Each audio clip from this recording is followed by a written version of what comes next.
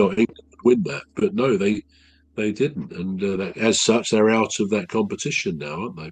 Yeah, they are. They are. Yeah. I mean, I don't know if this is, um, I don't know if I'm getting this right, but it seemed to me that she wasn't really bothered about winning that match yesterday.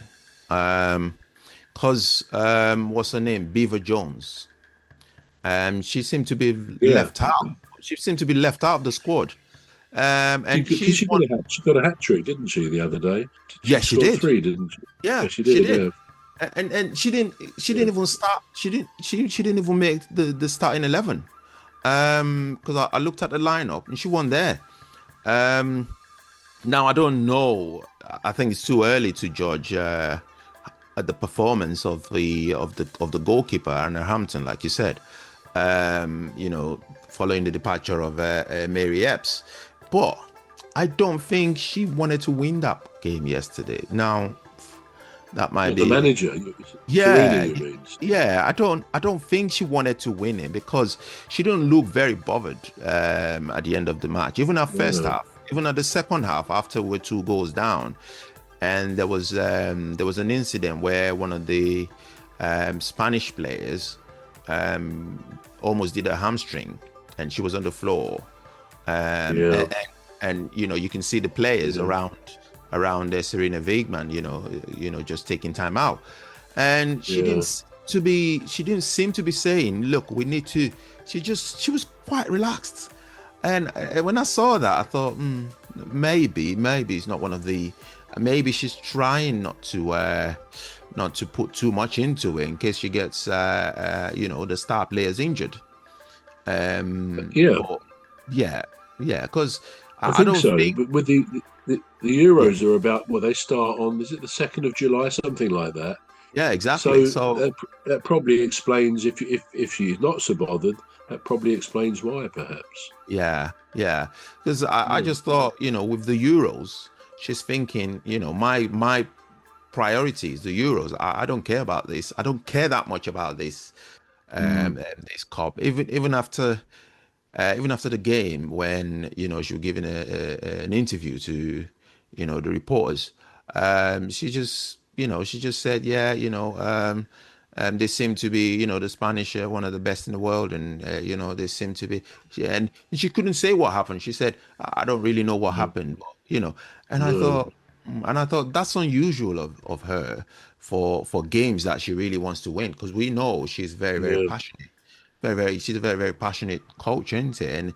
And when somebody is passionate as she is, it comes across in the yeah. words, in the action. So, yeah. So, but you made a very good point there. The changes. Now Mm. the Spanish did bring on somebody called Luna or something, and the game just changed. I think she was the one that Mm. scored. I think she scored one of the goals actually, or maybe two other goals. But yeah, but that's it. We'll look forward to the Euros and hope that we do it again.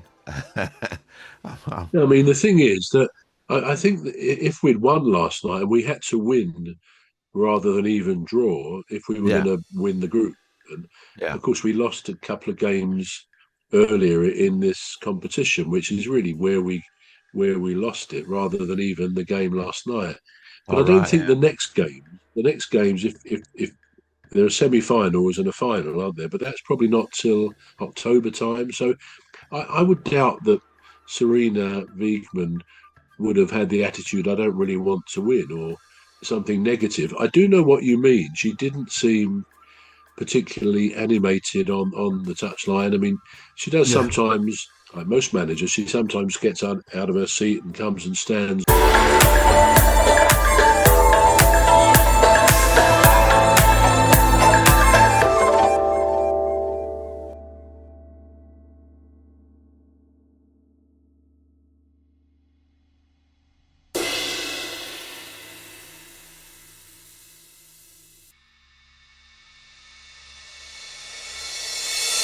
on the touchline. I mean, she does Yeah, sometimes, like most managers, she sometimes gets out of her seat and comes and stands on the line. And of course, yeah, when England score, she always she displays great animated joy, doesn't she?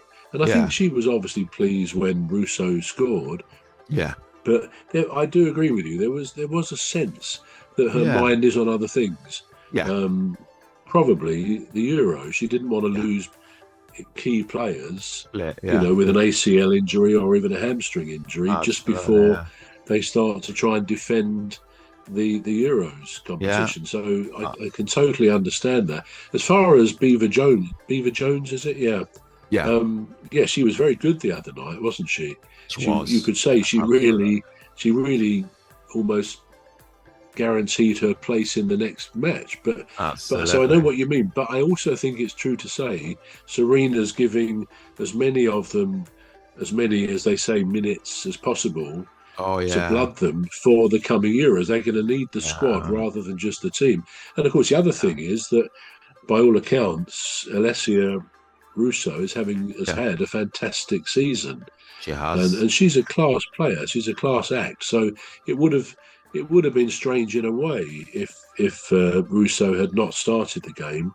But equally, you could say Beever-Jones might think, well, what more can I do? Score a hat trick, and I'm not in the next game. But she knows she'll be part of the setup in the Euros. So she's a very good find for the team, undoubtedly. Yeah, and then she took off Lucy Bronze as well. So it kind of tells you, don't it? If you're taking off, you're taking off key players like that. Yeah.